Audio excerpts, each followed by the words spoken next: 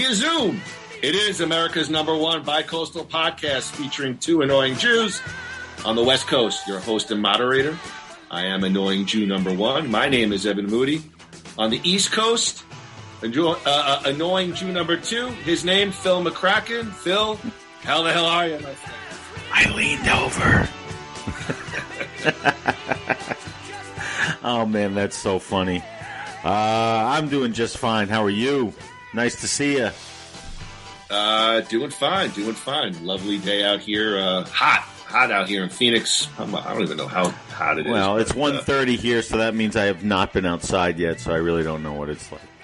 Yeah, it's so hot that when I take Braxton, Puppy Shango is on the floor sleeping during this podcast, but when I do take him out, I have to pick him up and carry him to the grass because the cement pavement is so hot. What did I see? I saw a picture of you with two dogs. Oh, that was last weekend. We went to watch my girlfriend Marie. Her brother and his wife went away for like a weekend, so we were watching the kids. So they have two other dogs. I was like 3 dogs. I was 4 like, kids. Evan's having a threesome. I'm like, this is hot. Nice. Yeah. Well, I actually got up early on Monday because we stayed overnight on Sunday. So I was going to drive back to our house to get ready for work. It's 4:30 in the morning, and the kids are all talking. And they're like, Blackston came in the room and woke us up, kissed us and woke us up, and they're watching TV at 4:30 in the morning. I'm like, I gotta go. So, you're like, that's it. All right, enough. I'm expecting a nice, quiet house and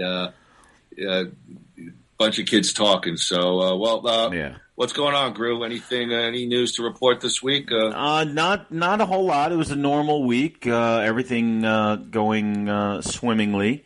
Our bowling season is up and running. We're 2-0 so far, defending our Tri-County Championship.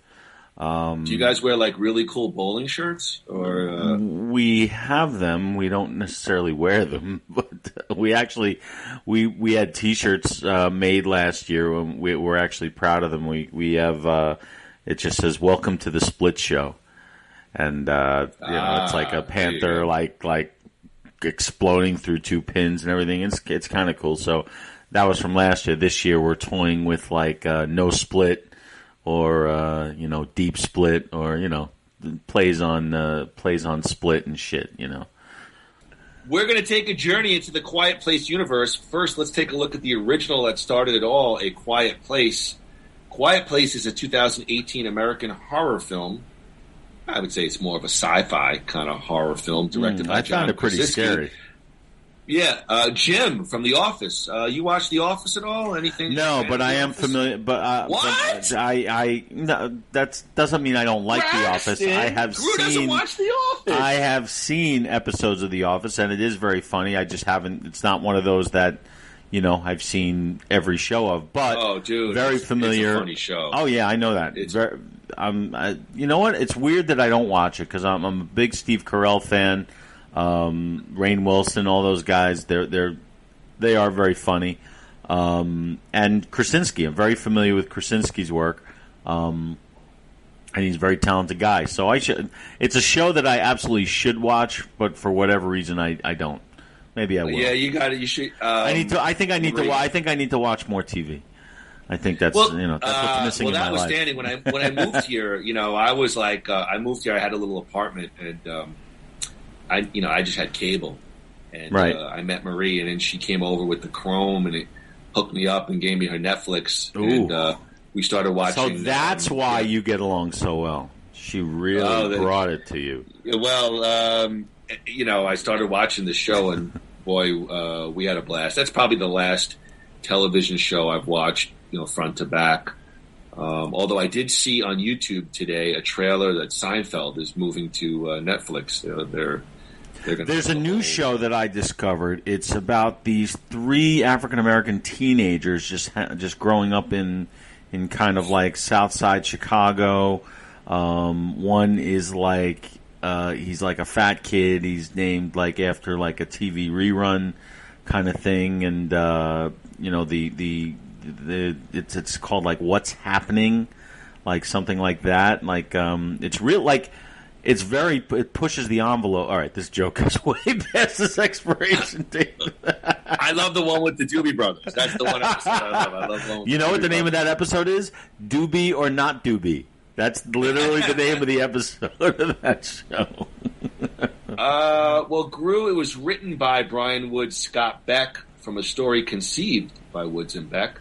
The plot revolves around a father, Krasinski, and a mother, his real-life wife, Emily Blunt, who struggle to survive and raise their children in a post-apocalyptic world inhabited by blind monsters with an acute sense of hearing. Beck and Woods grew up together in Iowa and had watched numerous silent films in college, began working on a story that led to the film.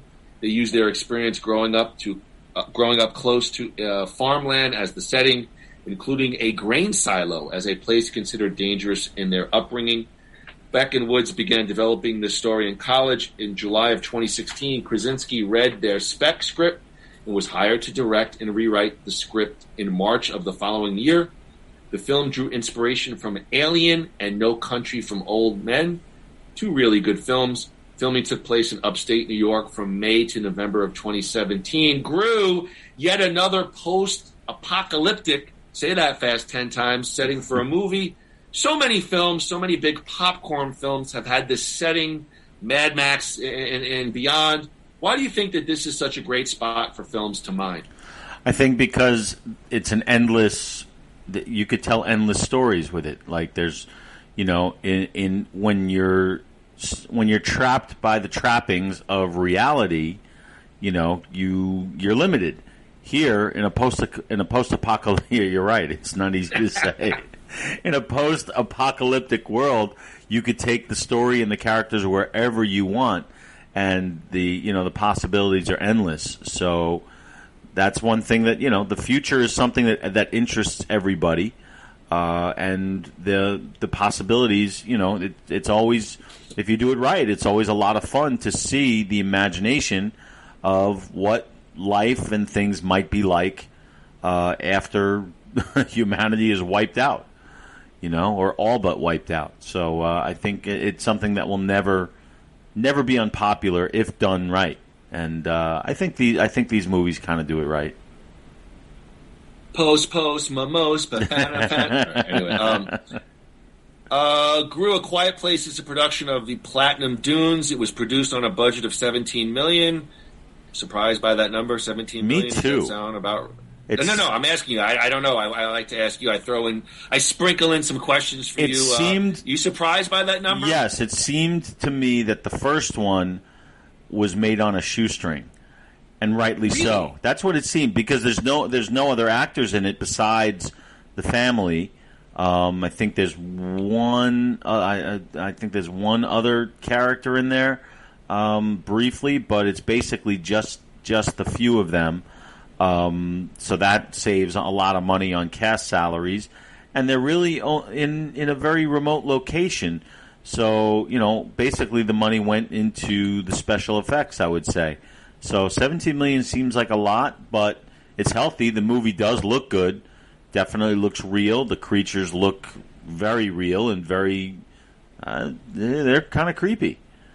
Do salaries make up the big chunk of a movie's budget? For someone like Krasinski and Emily Blunt, two very established and well respected actors and producers in the movie business, yeah, I mean they probably, I would say, each of them on a normal movie would command like $5 to $7 million. But they obviously took a pay cut on this one, but this is also they're producing it. Like they are the ones behind it. So obviously they're going to take a pay cut because it's something, obviously a passion project that they want to get made.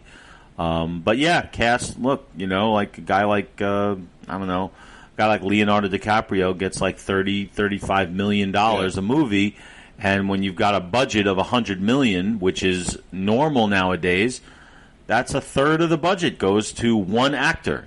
So yeah, when you have, but you know what? I used to be like, salaries like that are so obscene, yet I've lately gotten an appreciation for the amount of talent that it takes to do the things that some of these people do. So I don't really balk at those big salaries anymore for whatever reason. It's just like even like I know I'm getting a little bit off topic, but even like yes, you are. But, yes, you are. But even like, did you ever see the movie Seabiscuit? No. Oh, you never. All right, so that'll make no sense to you then. But just seeing like William H. Macy does some things in that movie in a very small part that just it doesn't seem like anybody else can do, and like you have to think like he must have been paid a lot of money for a very small amount of screen time, but he just eats it up, So it's like I look at things a little bit differently. I recognize the talent and these people like Emily Blunt is an Oscar-nominated actress, and John Krasinski has a great has a long list of accomplishments.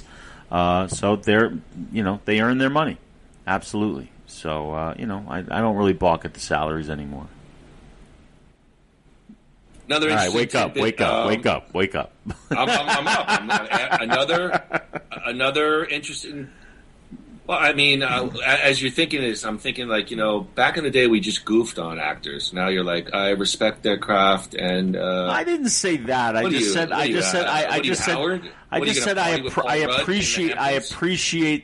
appreciate the talent and work that look at I'll give you one more example just to illustrate it. Oh, okay. Lord, he's taking us down.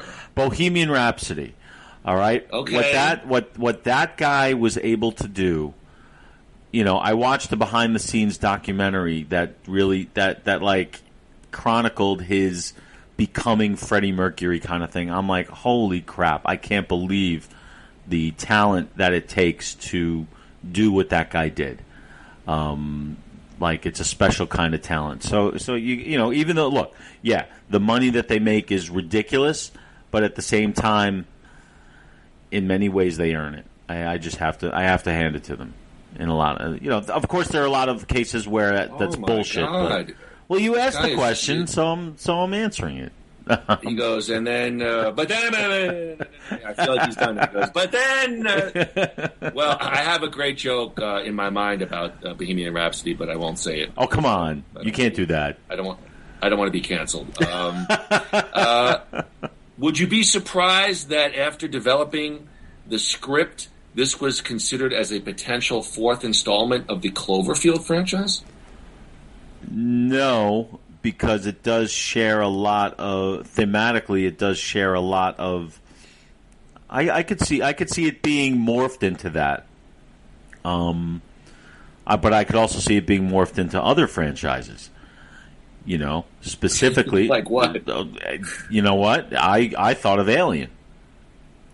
It really seemed to me like it's in the Alien family. Perhaps. Especially I know we'll get there, but especially the second one. But we'll get there with that. But yeah, but I could definitely see it being developed. A lot of changes would have to be made, obviously, but it falls in line with the Cloverfield thing, without a doubt. Quiet Place premiered at the South by Southwest Festival on March 9th, 2018. Was released in the U.S. on April 6th, 2018. Before I get to the cast, Groo, did you see the trailer for A Quiet Place before it opened? Any initial thoughts? Did it catch your eye? It definitely did, and I think I remember seeing the trailer being like, yeah, this is something I could definitely get in, but was this not released during COVID? Not A Quiet Place. The first one was not released. Not so. COVID. Maybe I don't know why I would. This seems like the kind of movie that I remember seeing the trailer. Why wouldn't I have gone out to see it? I think I was just tired of going. I just didn't. The first stretch there, I just didn't like going to the movies anymore. I don't know why. See, my thing is, I never thought you to be a big sci-fi fan. I am. I don't see this as sci-fi. I saw it as horror, and I like horror. Okay. To me, I like sci-fi. I'm a huge Star Trek fan. I'm a big Star Wars guy. That's true. That's true. I like Alien and Aliens and all that stuff. It's not my first. I like familiar sci-fi. Try to hit me with something new, and I'm not interested in it. But to me, this isn't sci-fi. This looked and is to me horror, and I'm always good. I'm always up for a good horror movie. Andrew, the cast of A Quiet Place was Emily Blunt as Evelyn Abbott, John Krasinski as Lee Abbott, the father. Emily was Evelyn as the mother. Millicent Simmons as Reagan Abbott, who was Lee and Evelyn's teenage deaf daughter, and the actress is deaf in real life. Mm-hmm. Noah Jupe as Marcus Abbott, the second child and eldest son of Lee and Evelyn, and Cade Woodward as Bo Abbott, Lee and Evelyn's 4-year-old son. I got some notes here. The crew avoided making noise during the filming. They used diegetic synchronized sounds so that the sounds were amplified. This was inspired by animal echolation, such as employed by bats. The sound of feedback normally avoided by sound editors was woven into the story at a loudness level that would not bother audiences too much. Groo, sound plays such a major role in this film. You are a film guy. Thoughts on perhaps not a unique concept with sound, but a unique way to integrate sound into the cinematic experience? What are your thoughts about A Quiet Place and the whole deal with sound? Well, yeah, for them to get the amount of dead silence is not easy. As someone who's been on some sets before, and what they did, like especially with the deaf girl, and the waves, in the feedback, that was very, very well done, very realistic, and just like the silence was deafening, and that's a very hard thing to pull off in a movie. Like, imagine sitting in. Did you see the movie in the movie theater? I did. So you sat in the movie theater, and you're literally, for long stretches of time, it's dead silent in there. And it's, for a movie to be able to pull that off and make it sound like, I don't know how to describe it. It was a very surreal kind of feeling, and it added to the tension. And that's a tough trick to pull off, and they pulled it off very well. They pulled it off better in the first one than they did in the second one, I think. All right, well, hold off your thoughts on that, my friend. We're going to get to that. What I would add is, what you sort of hit upon it, was I think the quietness, the lack of sound, and the way it was amplified, sort of this ambient noise, actually added to the tension and the horror. Yes. Like, it was... Usually you have music to fill in, and you were not distracted. Everything was focused. Everything counts. Every sound counts. Yeah, here we go. Right? Another Andy Grooism. Everything counts. Not a wasted moment. Yeah, there you go. No energy was expelled. Groo, the characters communicated in American Sign Language, ASL, to avoid making sounds, so the filmmakers hired deaf mentor Douglas Ridloff to teach ASL to the actors and to be available to make corrections. They also hired an ASL interpreter for deaf actress Millicent Simmons so that spoken and sign language could be interpreted back and forth on the set. Simmons grew up with ASL, and she helped teach her fellow actors to sign. She said, in the movie, we've been signing together for years and years, so it looks fluent. So it should look fluent. She observed that each character's use of sign language reflected on his or her motivations. The father had short and brief signs, which showed his survival mentality, while the mother was more expressive as part of wanting her children to experience more than survival. Krasinski said that Simmons' character used signing that's very defiant. She's a teenager. It's very teenage defiant. Groo, any thoughts on the integration of sign language into the landscape of this movie? Well, I found it a little off-putting that I found it very convenient that the daughter, the character, was deaf, that they went into the problem of the movie already speaking sign language. It would have been more interesting to me if they actually had to sort of teach themselves to communicate under these new quote-unquote rules. So it's kind of a matter of convenience that they kind of already speak the language when everything changes and they can't talk anymore. Do you see that? Well, I mean, while you're speaking about it, I'm thinking about the second movie, which goes back to day one, where they're already signing. So apparently, the daughter. Well, I don't want to get too much into the second movie yet, but I definitely hear your point. My whole thing is, I'm thinking if they don't sign, they got no chance against exactly. But it would have been interesting to me if they weren't so fluent in it. And they kind of maybe made some mistakes, and they screwed it. Might have thrown some interesting little wrenches into what they were trying to do, but they were already fluent in it, so it's kind of convenient. You know what I mean? Like the one family left is already able to speak sign language. It's just a little. Maybe it's supposed to be poetic like that. I don't know. I didn't get the message. You bring up a good point, and we could circle back to that point later on in the podcast. What do you think about my last point before we get to creature design? The use of on-screen subtitles for sign language dialogue. At first, from the notes, they were going to just do it a little piece to kind of flavor the movie, but then they decided that they were going to add subtitles for all sign language dialogue in the film. I would have preferred. I would have preferred without it. I would have liked to have seen. I know it's a matter of convenience for today's audiences, very impatient, and maybe I'm one of them. But I remember being a little distracted by the subtitles. I think they could have done it. They could have pulled it off without it, and I would have rather have seen it that way. Yeah. What do you think? I know somebody. I mean, the only thing somebody like my brother, he has, he's like legally blind in one eye. So I've told him about A Quiet Place, but he can't see the subtitles. So, I don't think he's really gone to see the film or watch it. I mean, I see your point. Do you feel like maybe they felt like I don't know if plot's the right word, but they would, I mean, there's exposition and dialogues that helps direct the viewer to see where they're going plot-wise. They didn't have that. Perhaps it might have been like a little vague, or I think it's a visual flavoring it. I think it's a visual movie, and I think they added the subtitles for the impatience of today's audiences, which is okay, which is fine. If they have to do it, they have to do it.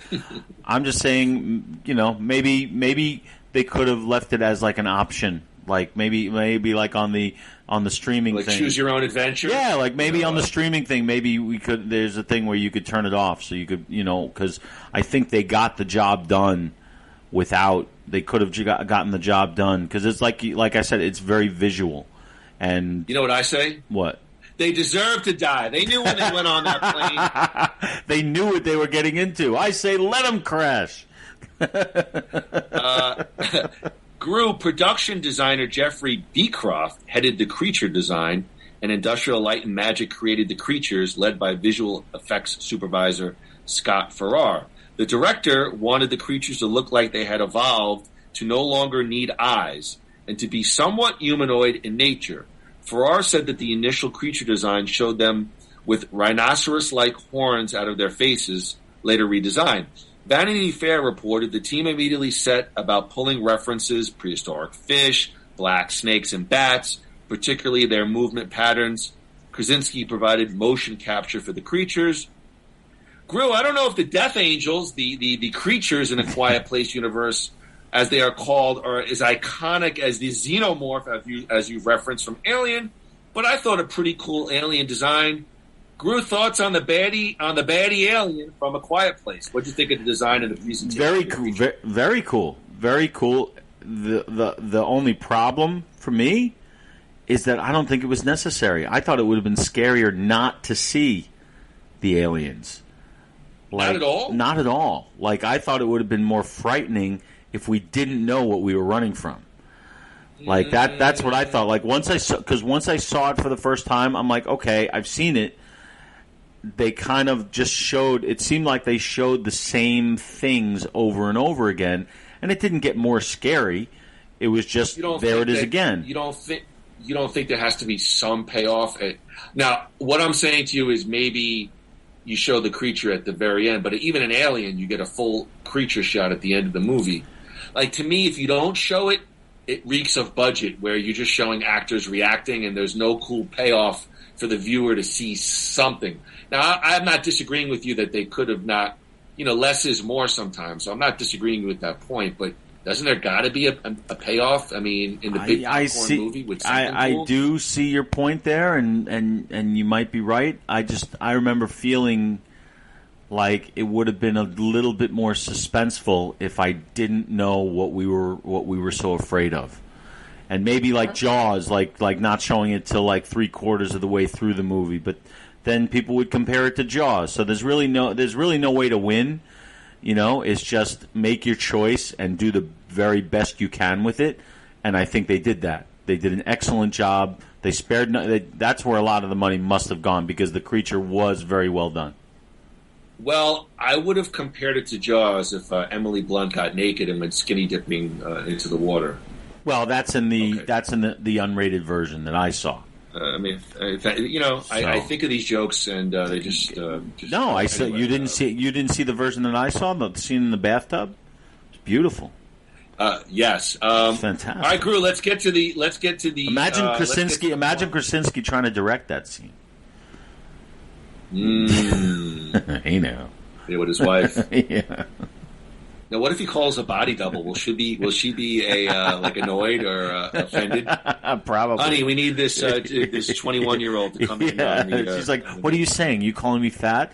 Like, no, just a little cellulite on the ass. We got it's the studio, honey. The studio. It's not me. That needs to be. That needs to be on the extended DVD cut. Exactly. Groo, the Abbott family. Evelyn, husband Lee, deaf teenager daughter Reagan, and younger sons Marcus and Bo. They are silently scavenging for supplies in a deserted town. They're going barefoot outdoors. They communicate in ASL. Inside a store, 4-year-old Bo gets drawn to a battery-powered space shuttle toy. Lee, the dad, takes it away due to the noise it would make. Reagan, the older sister, gives the toy to Bo, who also takes the battery his father removed and put it on the shelf. Bo activates the toy as they are walking across this bridge, alerting nearby creatures which kill him. Groo, right off the bat, they hit you with an early character death, and a youngster, no less. You don't get a great look at the creature, but you can feel the creature's viciousness and power. Groo, thoughts on that early opening scene? That poor kid, he's dead, and then you get the title. Literally, they wipe him off the screen, and then, A Quiet Place. The poor kid dies before they even tell us what the name of the movie is. That's the catalyst for the whole thing, So it obviously works for the plot. I'm thinking though, even as this movie is starting, you're the only people evidently still alive, okay? And you're spending your time running from these. Wouldn't you just want to die? Wouldn't you just say, you know what? Is there any reason for us to live like this? Let's just let this thing just destroy. Would you want to live by yourself in a post-apocalyptic? I don't know. Is this some mental therapy I need? Because I'm sitting there I think now I'm going to after this podcast, shave my head, put on black Nikes, and drink hemlock, and just call it a. But that's what I was thinking of. I'm like, why are they doing this when the inevitable is eventually going to happen? You don't think the movie, there's a theme? I don't even have this on my notes, but you don't think there's the theme of family and the strength and the ability to persevere when you're relying on each other in terms of family, the connectiveness of a family unit? It's there, but I think it probably could have been done better, and I have a theory why. Can you hold it till I'm going to hold it to the end of the movie? Yes, I'm going to hold it till then. It's just going to be no. It's a very simple thing. But there are some plot points I think that have been open to be criticized, which I'll get to in a second. Okay. So we see a year later, Evelyn is in her final stages of pregnancy. Lee is trying to make radio contact with the outside world.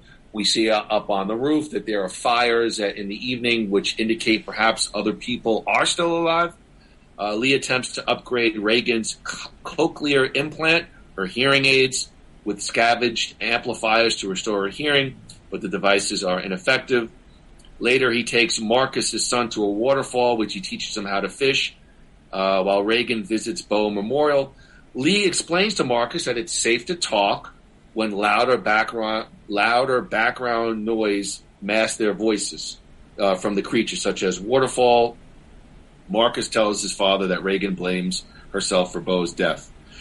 Groo, you mentioned perhaps some criticisms on the plot points. So here's a couple of things I would like to ask you.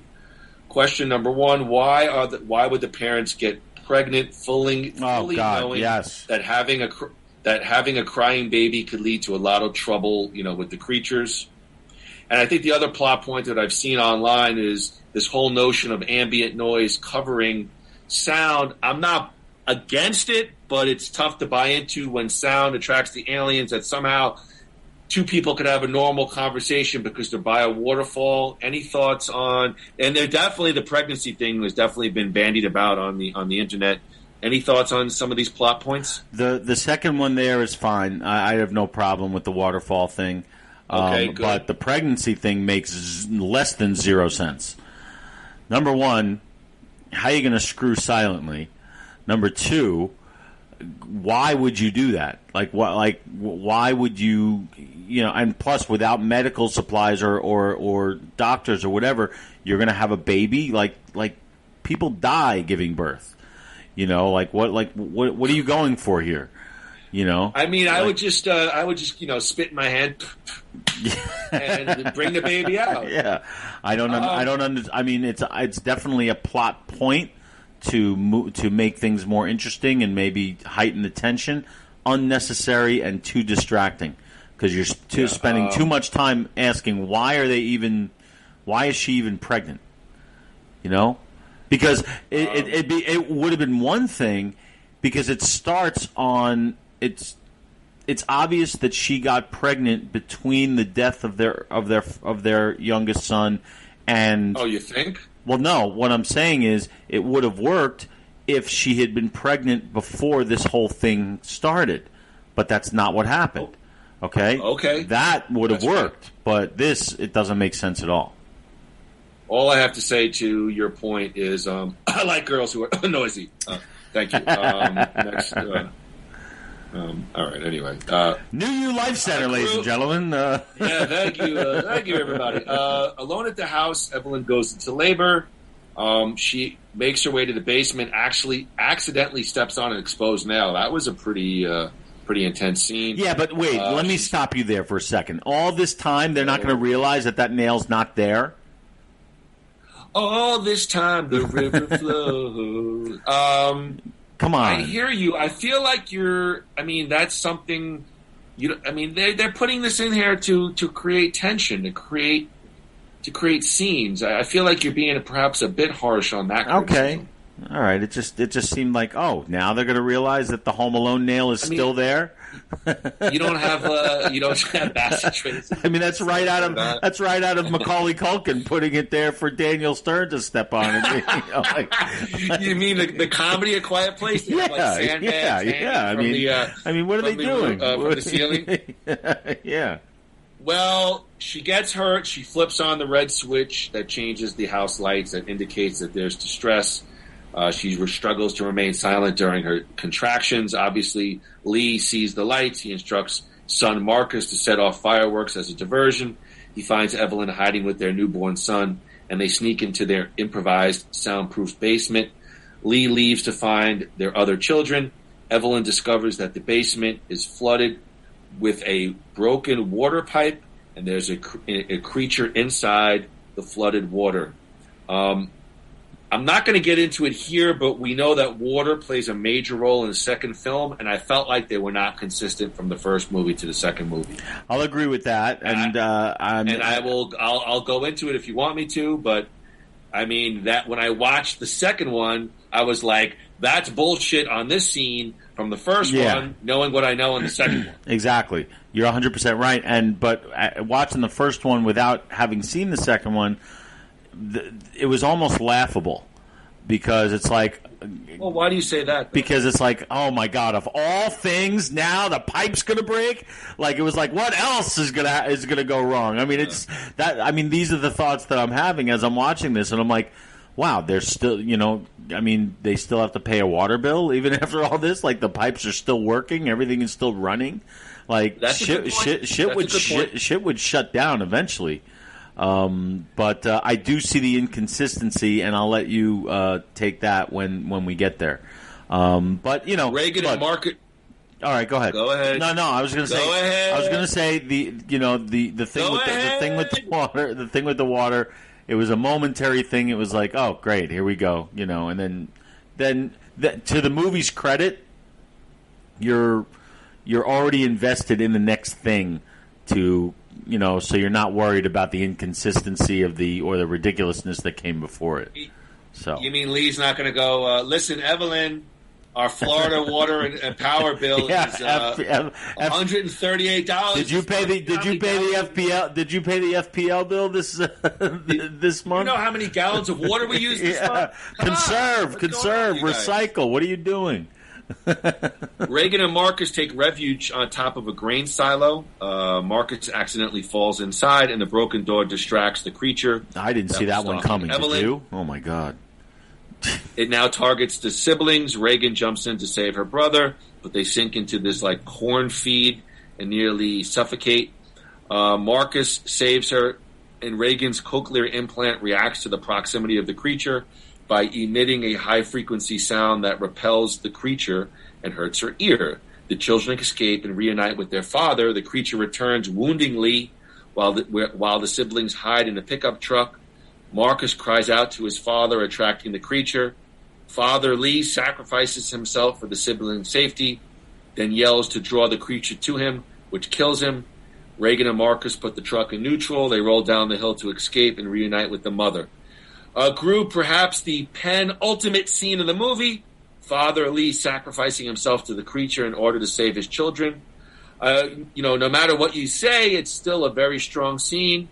Grew, thoughts on the death of Daddy Lee? It was actually, that's one of the truest moments in the movie. Right. I really did like the way that was done. It was definitely necessary. There was no other way out of that situation other than for Lee to do what he did, and it wasn't overdone. It could have been ruined with loud music and sad stuff. It wasn't. It just, this was the next thing that happened, and then and the kids having to get that pickup going. This scene was very well done and necessary, and I was surprised that they had the guts to do it. Considering that Krasinski is the movie star of the movie, but it served the movie very, very well. This scene was inspired by executive decision where Steven Seagal gets sucked out. I love that scene. He's like, we're not going to make it. You're going to make it. Goodbye. And then he's out of there. He gets sucked out of the thing. Oh, my God. I hated that. I love Seagal. I hated seeing him go like that. I was trying to think of something funny. I think I agree with everything you said. Obviously, that scene sort of puts a sort of a rubber stamp on the relationship with the father and the oldest daughter. Obviously, that was a focus in the movie, that she's a teen. She rebels against her parents, even in this post-apocalyptic world. And at the very end, he said, I love you. I've always loved you. And, sacrifices himself to save his kids. Yeah. No. All right. I said I was going to hold it because it could have been a little deeper than that. It wasn't. And I have my reasons why I think it was, why it wasn't, but I'll get to that when we criticize. All right. Save it. We'll ask about it at the end. 1 second. Yeah. Okay. The creature returns. Reagan, who now realizes the sound made by her implant, distresses the creature, places the device on the dad's microphone, amplifying the feedback. Creature is disoriented. Creature exposes the flesh beneath its armored head, allowing Mom Evelyn to fatally shoot it. Family looks up at their CCTV monitor, showing two creatures attracted by the noise of the shotgun running over and approaching the house. With their newly acquired knowledge of the creature's weakness, Evelyn nods to Reagan, reloads, ready to take them on. It has a weakness, Groo. The creature has a weakness. Of course, every great villain does. Groo, thoughts on the high-pitched frequency doing in the Death Angel in the first Quiet Place movie? Very creative. Just give me that, and then we're gonna go to the box office. Don't give me your whole thoughts yet, but just give me. There's the weakness. You know, Drago. He is a man. The creature can be killed. Very creative, and it sort of connects to the whole theme of the movie about how I don't know how to put it, but like the alternative to silence is the weakness of the monster. I don't know what I just said, but it was something. It's so deep, man. There's something there's some. It was a very. I would love to be like Cheech and Chong watching this movie, but there's something in the irony of it. I'm not quite sure what it is, but I'm sure if Roger Ebert were alive, he would be able to straighten it out for us. But well, I think if I'm hearing you correctly, I think you make a good point. It does fit into the lore of the movie, and I guess the creature's greatest strength, in essence, becomes its greatest weakness as well. Am I sounding? Yeah. Okay. Douche? Yeah. No, I like that. But do I sound like that douche on like the actor studio? Tell me your favorite curse word. I love that guy. He's dead. James Lipton. Yeah, I love that guy. I think what you're trying to say is, and you're absolutely right. Even if we can't pin it down to like a perfect metaphor or whatever, there's definitely a connection and an irony there, which works. And there's a good payoff for the daughter being deaf. Where I said before, that the daughter being deaf was it seemed like a matter of convenience. I'm glad it pays off in the end in that way. That it's like what am I trying to say? I mean, I hear what you're saying. She's not deaf. She's not deaf just to be deaf. Okay, so I think I hear what you're saying, which is your feeling is it was kind of an easy route to have the daughter be deaf. However, and I'm going to sound like a douche here. I really am, because it's not typically my position. But was it not, in a way, nice to see a deaf actress on film in a major movie? I mean, of course it was. I mean? Yeah, absolutely. You don't see that very often, and I felt like it did fit. It didn't seem too pandering, but I understand your point, and I don't disagree with you. No, it wasn't. It seemed pandering, but I'm glad that they made it make sense, and they made it be sort of the catalyst for how they're going to fight back. So that legitimizes it for me. So, and yes, you're right. It's always good to see them being able to, people with disabilities,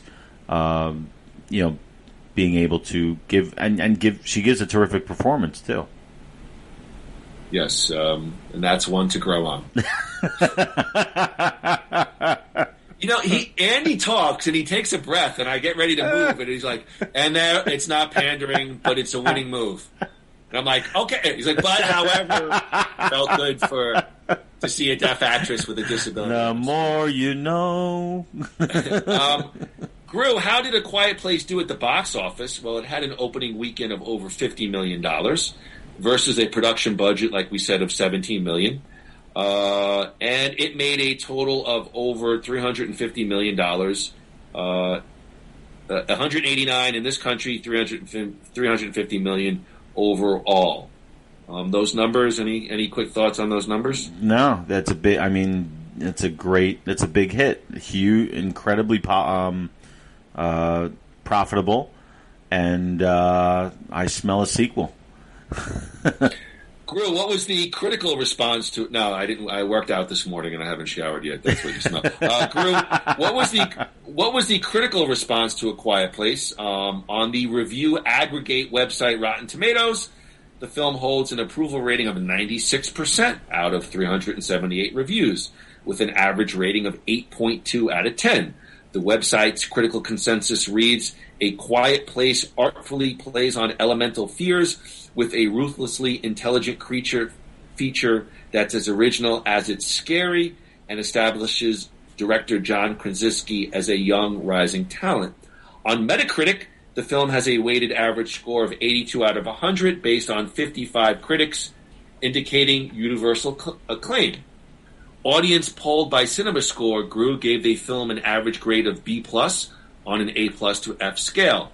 Rolling Stone Peter Travers gave the film 3.5 out of 4 stars, praising the movie's exploration of themes about parenthood and saying, "This new horror classic will fry your nerves to a frazzle." Variety Owens Gleiberman said, "A Quiet Place is a taut, original, genre-bending exercise, technically sleek and accomplished, with some vivid, scary moments, though it's a little too in love with the stone logic of its own premise." Author Stephen King praised the film in a tweet saying, "A Quiet Place is an extraordinary piece of work, terrific acting, but the main thing is silence." One last one, Nick Allen of RogerEbert.com called The Quiet Place Krasinski's breakthrough as a triple threat entertainer. "It's been a long time coming. By no accident, he's tackled the horror genre while relying on the unique strength that can be seen throughout his acting work, and one that has made him relatable as an everyman across TV and film. Expressive silence." Groo, the movie, the box office, the critics, the world is waiting to hear your overall final thoughts on A Quiet Place. What did you like? What did you dislike?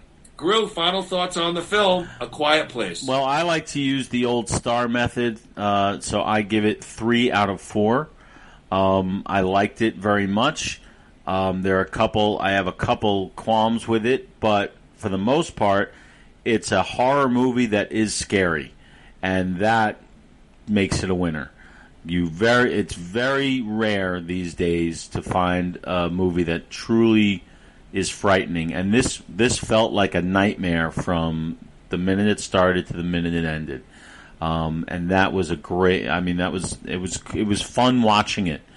You know, I was eating my dark chocolate flips, and the chocolate covered pretzels, and I was like crunching them in my hand because the tension was so thick.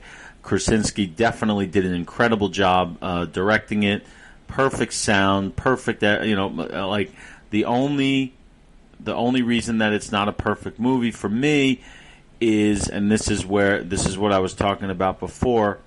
I feel like, and you tell me if you feel differently, I feel like I would have liked to have known more about them, the family. Like I feel like the stakes would have been, I don't know if the stakes could have been any higher, but I feel like if I knew them well, if I lived with them for a little bit and I really cared about them as individuals beforehand, maybe I would have connected with them a little more throughout. It's like they kind of just threw. I mean, the thing starts. It says like day 89, so we're already in it when the movie starts. I just felt like there was a little something character missing from the movie, and that's why I don't give it a perfect score there. But aside from that, everything works. And it's a really good movie. You're a more seasoned veteran movie watcher. I respect your opinion, but I disagree. I think they gave you enough family stuff in a scope of the time to make you care. I think the performances are really on point, but they give you enough family sort of deal. Look, the one thing that lately these horror and science fiction movies do is they throw you right into the mix, and they don't give you a lot of backstory. Now, you're going to get a little bit, or you're going to get a lot in the second movie. Yeah. But, you don't see too much of the family.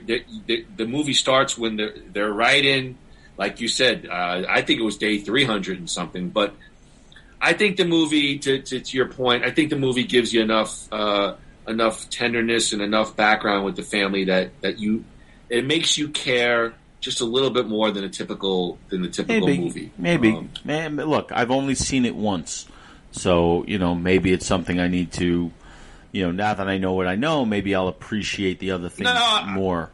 I think one viewing you get the most sort of organic view of how you feel about a film. Yeah. Let me ask you one last thing before we move on to A Quiet Place 2. Evelyn cocks the rifle. The creatures are running. Did you say to yourself at the end of the movie, sequel? And I hope. Did you feel like a sequel is coming? Did you want it? I'm just curious on that. Well, it's a loaded question because I didn't see the movie until I knew there was already a sequel. So okay, it was, right. But with that being said, fucking, I'll write it. With that being said, it's a great ending, and it didn't need, and we'll get to the sequel, but it didn't really need a sequel. I love that ending. Like, we know what's going on now. The creature has a weakness. They know how to kill it. Cock the gun. Oh, cut to black. Great ending. So you just said, which will open up with the second movie, John Krasinski, who co-wrote, directed, and starred in A Quiet Place, said he originally considered the first film a one-off. Yeah. Uncertain of finding similar success in a sequel, he initially told Paramount to seek another writer and director. The film's first screenwriters, Scott Beck and Brian Woods, did not return for the sequel. Woods said that they were not interested in a franchise approach, that they would rather try and create other original ideas. 3 months after A Quiet Place release, Krasinski decided to brainstorm ideas for a sequel. According to Krasinski, Paramount rejected pitches from other writers and directors that were considered too franchise-oriented. Interesting note. Krasinski said, I had this small idea, which was to make Millie, which was Simmons, Reagan, the older daughter, the lead of the movie. Her character opens the door to all the themes I was dealing with in the first movie. The studio invited Krasinski to write a script based on his idea. By August of 2018, Krasinski was writing the film. He wrote the draft in 3.5 weeks. In the following February, he was confirmed to direct the sequel. Groo, originally conceived as a one-off, written directed by one of its stars. Any thoughts on sort of the comings and goings with the script of A Quiet Place 2? Krasinski ends up writing it himself. Had I seen it beforehand, I would have, upon hearing this news, I would have been looking forward to it. I would have been like, okay, I'm interested to see where they're going to take this. Where are they going to go with this? So I would have definitely been interested in a sequel after seeing the movie, by itself, without a doubt. What about production, you? They did the sequel. Well, yeah, you said you saw this in the movie, so I did. So when you heard they were developing a sequel, how did you feel about it? I was stoked. I enjoyed A Quiet Place, and I'm a sci-fi guy, and this was a franchise I was eager, hoping to mine further. Right. Groo, June of 2019, production began on A Quiet Place 2. 47 days of filming throughout upstate Western New York. Groo, I'm not going to get to my next piece by piece, but I have a lot of notes about the delay, COVID. Right. John Krasinski, the director, was adamant about trying to show the film in theaters. So there was a delay of literally almost well over a year and a half before they were able to get it into the theater. I'm not going to give you all the details, but millions of dollars on the line. Anything to add about sort of the COVID era and a lot of these movies being postponed and delayed until really just a few months ago, actually. No, I think that most of these, if not all of them, made the right decisions because they want to make the movie the way they want to make it. So for them to be able to put it off, if that's necessary to make it the way it needs to be made, then by all means do it. Of course, you're disappointed because you want to see it sooner rather than later, but you'd rather see it the way it's meant to be made rather than a half-assed version just to get it into theaters. So I definitely applaud that decision. Groo, let's get to the... oh, wait, hold on. The cast of A Quiet Place 2 is basically the same group of actors, except we have Cillian Murphy as Emmett, who's a friend of John Krasinski's Lee. We also have Digimon Hansu is the man on the island. Krasinski is back as Father Lee Abbott in flashback scenes. And Scoot McNairy as Marina Man. That's the new DC comic. It's going to be on... Anyway, okay. Scoot. Groo, can you name one other movie that Scoot McNairy has been in? I know Scoot was in Narcos, one of the Narcos series on Netflix. I know Scoot McNairy, and I can't effing think of... I definitely know the guy. He's been on Stern. He called into the Stern show one time, and I just, for the life of me, I cannot think of a movie. But I know he's a pretty decently well-known actor. He was in Argo. You remember Argo? Yes, he was like Argo. He was like that dick, the guy, like one of the prisoners who like wouldn't trust Ben Affleck. Like he was that douche. Argo was a great sci-fi fantasy film. Really a great fantasy film. Anyway. I want to see... I forget it. Groo, we're going to open up to day one. During a baseball game, the Abbott family, wife Evelyn, husband Lee, deaf daughter Reagan, and sons Marcus and Bo, and other spectators witness a strange cloud-like object hurtling towards the earth. Moments later, hostile extraterrestrial creatures attack and begin slaughtering people. The blind creatures possess armored skin, have extraordinary speed and strength, and track victims with hypersensitive hearing, attacking anything that makes a noise. Groo fans wanted to see it. They wanted to see what day one looked like. Groo, thoughts on the big flashback to the day that changed it all. Day one, the Death Angels arrive on planet Earth. Wasn't into it. I wanted to when I talked about I didn't need to see when it happened. I wanted to see something before. I wanted to be able to know the family a little bit more. Were you expecting like extended scenes of what? The family on a vacation? I mean, what are you looking for? I don't know. Maybe I don't know. They gave you enough in this opening passage. I don't know. F you. I don't know. I don't know. If I knew, I'd be writing it instead of talking about it. But if they gave you enough where you see that he's not as attentive a parent as you would think he should be. Like he's missing the baseball game, or like he's late for the baseball game. All right. I don't know. There was a little bit of subtext there, but then it gets drowned out. Like right away. They see. He goes into the convenience store, picks up some apples for the game or something, and the guy's watching it on TV. So you see this thing is already coming. I got like shades of like Terminator 2 in that like short little moment before Judgment Day. I think I would have liked a little bit more build up to that. Maybe almost like. But you go ahead. But you said you didn't need it. But you said you didn't need it, or you weren't looking for this. Well, that's because that's all they gave us. I would have liked to have seen the stakes a little bit higher going into the apocalypse. So if they're going to show us a little prequel, give us some family dynamic. Give us something to lose from the whole thing. But you know what? I don't. On the other hand, I know you want to get right into the he's sucking his thumb. Let me drink some black coffee. Yeah. No, you want to get right into the action. No. Everybody knows what's going on. So I'm being goofy, but I don't know. I feel like you're being very particular here.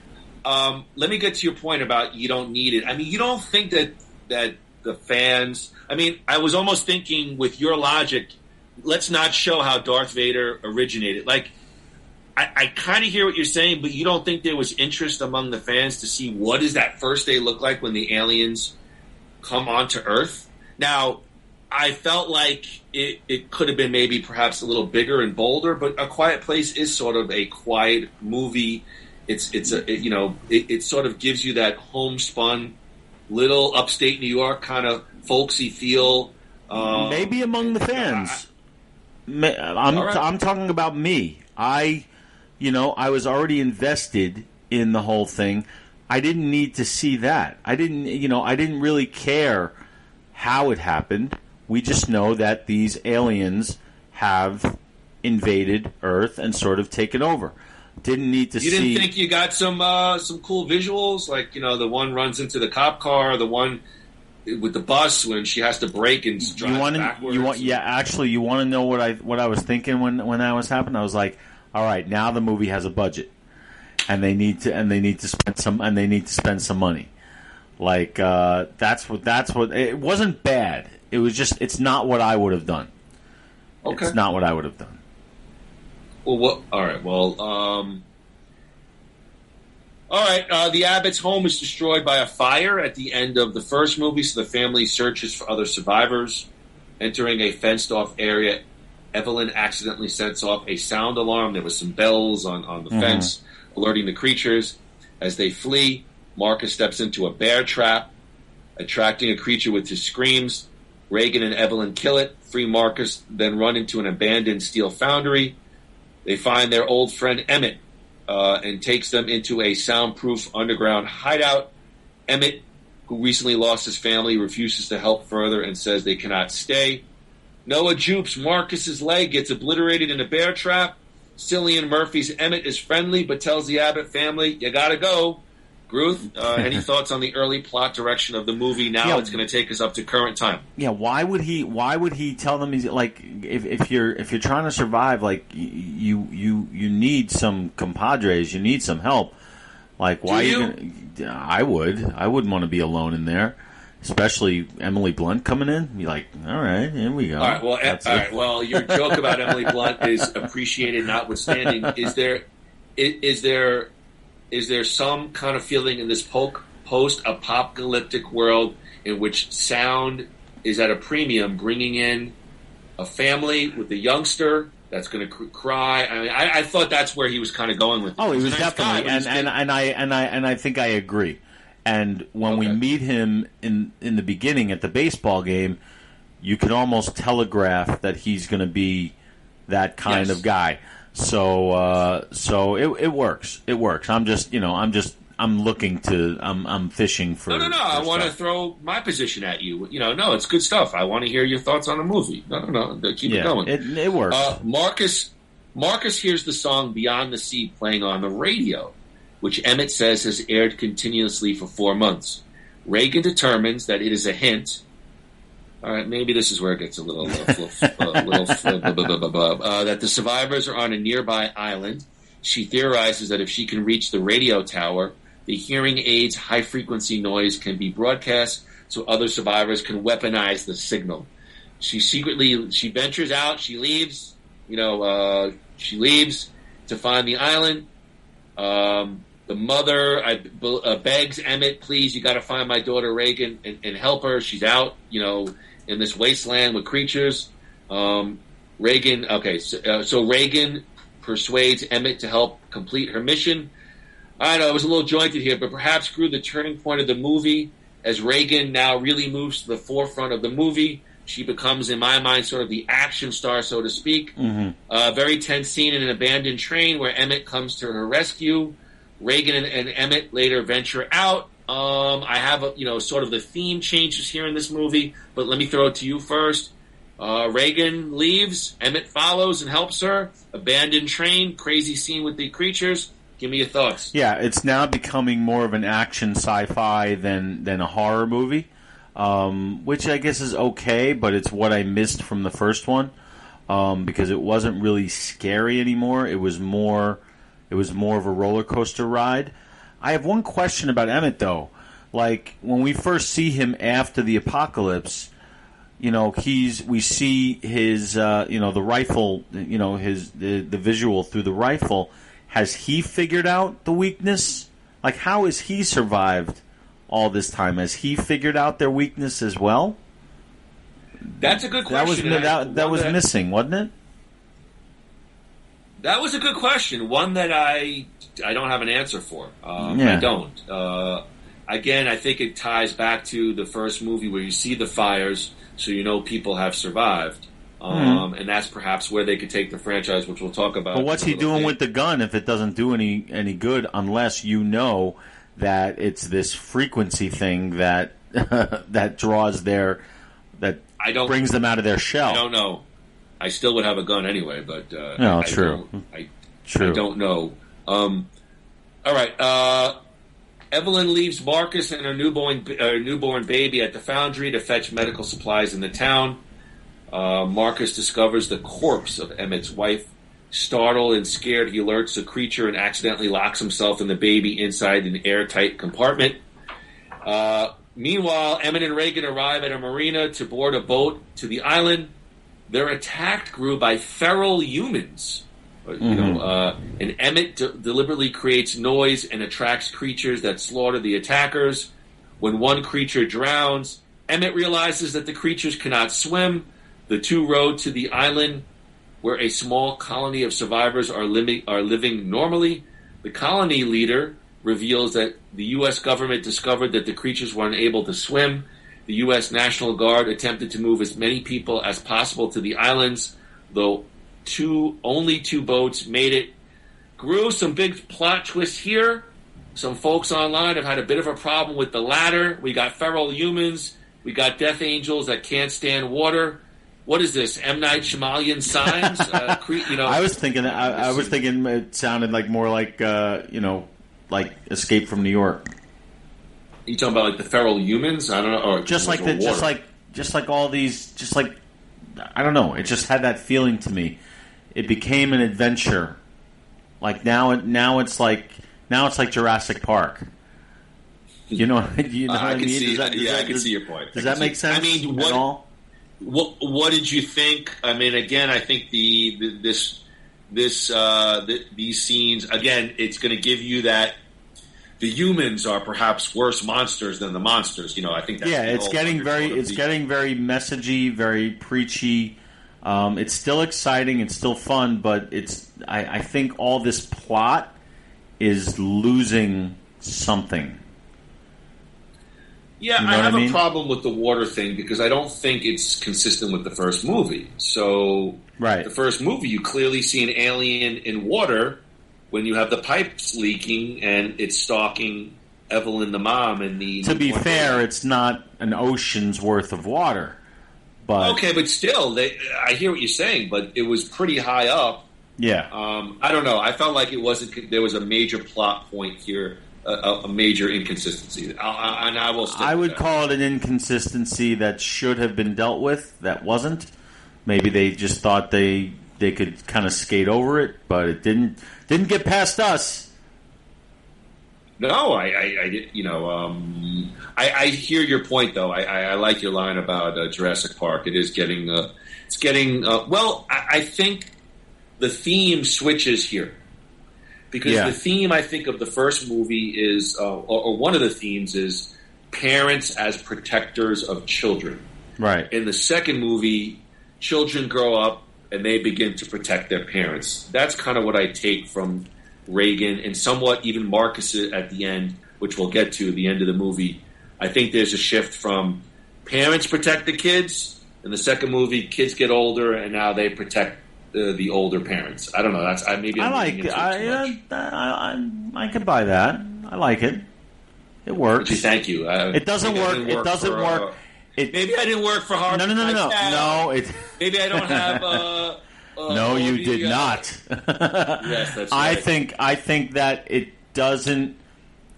I think that the message of the parents protecting the children works better with the first one than that second message works with this one. That's all right. That's what I think. Fair enough. Evelyn returns to the foundry. She frees the children before they suffocate. The three hide inside the bunker as the alien prowls the foundry. Meanwhile, on the island, a creature aboard a boat drifts to the island and begins to attack the colonists. It kills the colony leader while Emmett and Reagan run into the radio station. 66 WNBC. Reagan transmit the high frequency through the room speakers, incapacitating the creature, and Reagan finally kills it, impales it in its exposed head with a rod. Meanwhile, at the foundry, the creature discovers the family. It kind of wedges them inside this little hallway, so to speak, and Marcus picks up Reagan's transmission over the radio. Does like a John Cusack holds the radio up and plays the transmission. That's exactly the visual that I got. Yeah, and then creature gets all disoriented, and Marcus picks up the gun, shoots the creature dead. And they lived happily ever after. Well, I don't know. I'm not ending with any momentum, but essentially, A Quiet Place 2 ends with the two children killing two different Death Angel creatures. Groo, what'd you think of the ending? Well, I think it's definitely an exciting ending, but it doesn't really end any differently than the first one. They have a weakness. They expose the weakness. They kill two of what are apparently hundreds of thousands of these things. So where are we now? We're pretty much in the same spot. I think, at the end, so in the first one, she discovers a weakness and she has a small sample. In the second one, she continues to research this weakness, and now with the radio station, she has the ability to share this weakness with everybody else, and so now everybody can sort of be on the offensive. That's what I took from it. And now we get to see who else is out there in the world, not just upstate New York, but maybe there are other survivors, like colonies like this one. But this is where it gets to be like Jurassic Park crossed with aliens.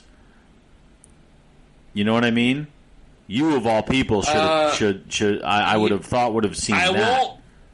I won't be as critical. It's not a critical. It's not a criticism. It's just an observation. I'm not saying it as a bad thing. I'm saying it. That's just that's the vibe I get. Yeah, I'm not going to give you. I'm going to wait till I go over the critical. So I'll give you my final thoughts on the film. Okay.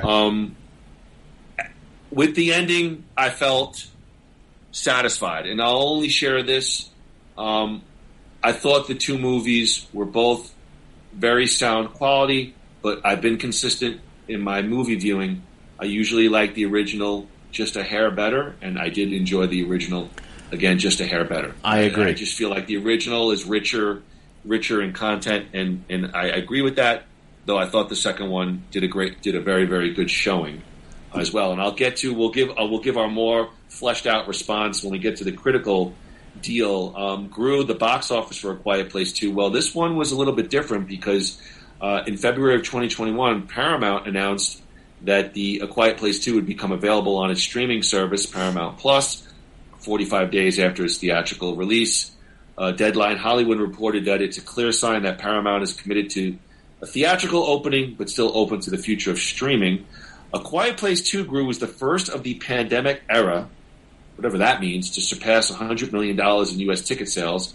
A Quiet Place 2 generated $191.7 million domestic box office and another $80 million internationally against a $61 million budget. What was the release date for it? Excuse me? What was the release date? The theatrical release date? I got to go back. It was during the pandemic, right? Towards the end of it. In January 2021, postponed to... Okay, so I believe it was September 17th, 2021. All right, that's a huge take. I would say, under normal circumstances, double that. Huge. Double it, triple it, double it. Yeah, I would say double that on a, because people still aren't going to the movies like they used to. So for a movie to make that kind of money in this day and age, that's a lot of money. That's a huge hit. Box office aside, do you think? I'll take a mini take here, my friend. God, I am so hungry. But do you think? Do you think that this kind of combined streaming box office release. We talked about it a little bit in the last podcast on the end of summer spectacular, which did some decent numbers for the old Moody and Groo podcast. Nice. Do you think that this is? You think that this is perhaps the way to go, or you still think movies, if we ever get sound footing, is still going to be box office driven? You see some. I think movies will come back, and that is from personal experience because I went to the movies a couple times over the summer, and I forgot like that it's still more fun. And I mean, for certain movies, I think the movies you're going to see in the theaters are the tentpole ones, the franchise ones, the big budget ones. You're not going to see, the smaller, the Marriage Story type movies. Those are going to go to streaming. But going to the movies is still a fun experience, and I think it will come back to maybe not to exactly where it was, but it'll climb back. I'm already looking forward to seeing certain movies in the theater. I'm going to see Beverly Hills Cop 4 in the theater. I'm going to see Ghostbusters in the theater. Yes, you gave us the whole thing last podcast. Oh yeah, I forgot. Basically, Groo wants to see all the films from '84. No. I had a point, and I just about going to the movies. What do you think? Do you think it'll ever be what it was? I mean, movie theaters will probably have to up the ante a little bit. Well, here was my joke. I was like, you mean you're not going to see the Wes Anderson art film at the Regal Jumbotron? I actually probably would. No, I'm not saying you. I'm saying because you said. I do agree with you. I think. Well, here's what I say. Things are evolving, and I think that there'll be a point. The Uberization of society in which people want it now and in the comfort of their home. I'm not saying that people won't look for the cinema experience. I think probably you're going to see a franchising of movies in the sense of Walmartization. So the strongest will survive. They will be in the theaters only. And I think you'll see some kind of component for streaming. Wasn't that happening anyway, though? Before the pandemic? I don't know. I mean, maybe you might be right. I don't look into it. I mean, that whole Netflix Irishman thing kind of started this whole debate. Remember, they were making the Irishman for like $150-200 million, and actually, I would first of all, Irishman was a big effing disappointment. Number one, number two, I loved it. I think. Oh, come on, that's just because I did, Mark. I'll take a breath. Wash over me. I think it started to happen, Groo, when actors looked at, like, when Sandler signed the big money deal with Netflix, and that's going back a bunch of years now, because the thing about it is, we talked about this on the podcast, a guy like Sandler got signed for hundreds of millions and didn't have to worry about box office. Right. Do his films, put it on, and so I think there's going to be, even if we get out of this at some point, quote unquote, completely, and I don't think we ever will. There's just too much out there in the air that there'll always be something hanging around. But I think that there'll be. I don't disagree that in cinema experience won't expand, but I think there will. Like when the market crashed and airlines started charging for bags. And then they said, well, we won't charge if we could, tough out these tough times. My dad was like, bullshit, they'll still charge. And they still hit. So I think once we get used to a new norm, that's the way it's going to be. And I think, you'll see an app to watch movies in your home, streaming, and it may not be cheap, but you'll be able to do it. Yeah, well, here's my response to that. One thing I do miss. I missed the experience of seeing a really great movie in the theater, the lights going up, and walking out, like, talking to whoever you're with, like, that was amazing. Like, I missed that part of it, and I'm trying to think of a movie that I've seen in the last maybe 2 or 3 years at home that I might have seen in the theater if I chose to, where I had that feeling where I really saw something truly spectacular. and the only one I came up with is the movie, The Trial of the Chicago 7. Did you see that? I think it was an HBO Max movie. What? It's a great movie. I mean, no. First of all, it's probably not. But number two, it really is. About popcorn. No, it's not. Popcorn movies. Forget about quality. But I would have liked to see Godzilla vs Kong in like IMAX in a theater. Yes. I would have liked to see the Suicide Squad in a theater. But I saw it at home and I enjoyed the movies. But why didn't you though? Because they're out in the theater. Why didn't you go see them? Because probably I'm lazy. I mean, it was in streaming. I clicked a button and it was on my. You're right. You're right. It is tough to. I got a nice sound bar. Now, so the sound's not bad. But I mean, could Godzilla of Kong been, quality aside, could it have been just much more impressive in the theater with, on a big screen? Sure, but I mean, I don't know. And you could do and look, it's much more gentlemanly to get a hand job in your living room rather than a public movie theater, Yes. Up next week, the Paul Rubens story. Yeah. What was the critical response to A Quiet Place 2? Quiet Place 2 received mostly positive reviews from film critics. The film review aggregator website Rotten Tomatoes reported their first reviews are out, mostly positive on both fronts, even if not all of them agree on the sequel being at least as good as the original. They got 355 reviews, that's Rotten Tomatoes, that is, determined 91% of them to be positive, grew with an average rating of 7.5 out of 10. The website's critics' consensus reads, a nerve-wracking continuation of its predecessor. A Quiet Place 2 expands the terrifying world of the franchise without losing track of its heart.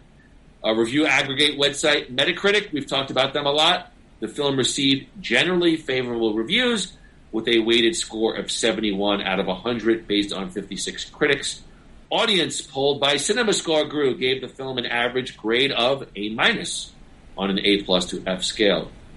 Jeanette Kitsoulis of the New York Times gave the film a positive review, stating, while the new installment is like its predecessor, wonderfully acted and intuitively directed by John Krasinski, who was solely responsible for the story this time around, it also largely replaces the hushed horror of the original with full-on action, as Groo has already referenced. Justin Chang of NPR said, A Quiet Place Part 2 is unexpectedly resonant film for the present moment as this country slowly emerges from a crisis that, while surely is less terrifying than an alien apocalypse, has revealed humanity at its best and its worst. Bloody Disgusting gave the film 3.5 out of 5 stars, calling it a satisfying, worthwhile sequel. And finally, Nick Allen of RogerEbert.com gave the film 3 out of 4 stars, criticizing Krasinski for not taking risks, but praising its incredibly robust and kinetic action scenes. Groo, the world is waiting with bated breath. Andrew Gruthius, final thoughts on the sequel, A Quiet Place 2. Again, I give it the same rating as the first one. I give it 3 out of 4. I think I enjoyed the first one more, but I think the second one is just as good of a movie, if that makes sense. It does. I think it's good for what it is. It's not, to me, it's not a horror movie. The first one was. This is more of an action sci-fi adventure. And on that front, it delivers. It's exciting. It's never boring, where it could have been. I like the new characters. I like it's definitely inventive. It takes familiar tropes like, that colony, and like the Lone Ranger kind of guy, Cillian Murphy, his Emmett, his character, and it sort of does new and exciting things with them. Krasinski does a great job as now an action director, so he's definitely proved his worth there. So it's a good sequel. I enjoyed the first one more, but this one is just as good of a movie, for different reasons. So I really did enjoy it. drove Cillian Murphy and made men out of water. It's a very nebulous review. No, I liked A Quiet Place too. I left the theater feeling satisfied, but as I said, did you see it in the theater? I did. Okay, good. I did. I think this was the first movie I think I went back to after COVID schmovid. So I left very satisfied. I left wanting to see more, but I did think that the original was a hair on this bald head better. I did think the first one was a little bit more of a complete film. I don't disagree with all of your criticisms. I won't go full action Jurassic Parky. I see where you're going with it. I think it is a little more action oriented, but you got some action elements in the first one. But to sum it up, I really liked A Quiet Place 2. It's a very, very solid sequel, where in this day and age you don't see very solid sequels. Yes. So I'll leave it at that. Do we get A Quiet Place 3? Gru, here's what Krasinski had to say. It's interesting. I generally hadn't thought about a second one when I was doing the first one. However, I really had these questions while I was doing it. I put the fires out in the distance in the first one, and I always thought to myself, would it be cool if we got to explore where those fires led to? Who's on the other end of those fires? But I never thought that there would be a sequel. So when I actually came around to writing the sequel, I started with the fires. And so this time, I think when my brain started wandering about questions of what would this mean later on, I started to write down notes in case I could prepare myself for a third one. Here's what we know. The third one will not be directed by John Krasinski. They've already announced it. It's a new director.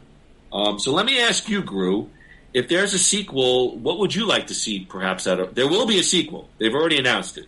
It will be a new director, so we're going to get perhaps a new vision with the director. So knowing that, your thoughts on what I told you, and if there's a sequel, what might you like to see out of A Quiet Place 3? I have some thoughts myself. I guess I'd like to see where they're them branch out and see what else is out there in the country and maybe the world. Make it bigger. If we're going for it, make it bigger. See what how other areas have handled this, other survivors. Why are you laughing? I'm just thinking A Quiet Place 3, bigger. Yeah, better. Yeah, you know what? Might as well go for it. Okay. I'm not sure what I'd like to see. Just I know I'd like to see it expand from where it is. So I think clearly there is a vision to expand the Quiet Place universe. Now, here's my thoughts or my question to you, which would be, certainly they've talked about expanding the universe to other families or other situations. However, would it hurt the film product if they moved away from the Abbott family? Meaning, you've got so much invested in this family. Now, I have read that perhaps there could be television or streaming series or something that would expand the universe beyond the Abbott family.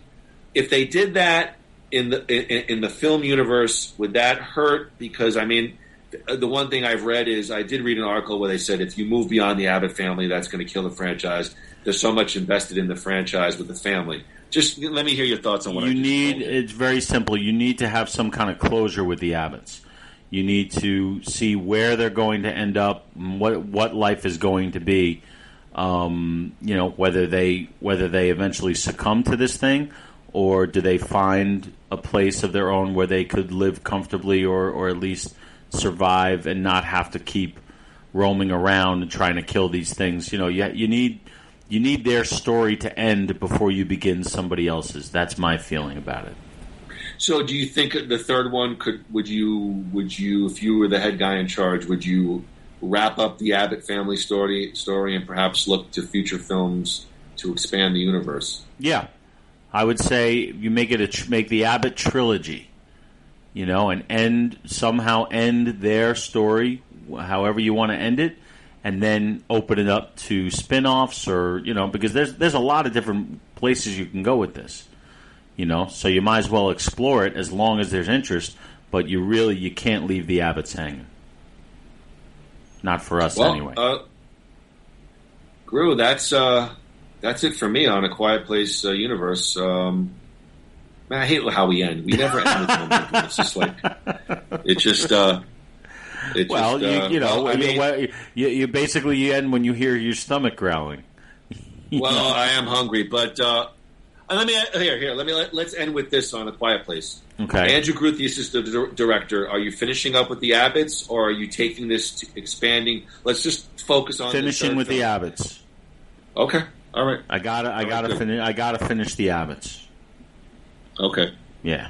And would we see a nip slip with Evelyn in Quiet Place 3 if you were directing? I was looking very hard and deep, and I could not find. So I think we go the R-rated version, and for number 3, we get there. I think it's time.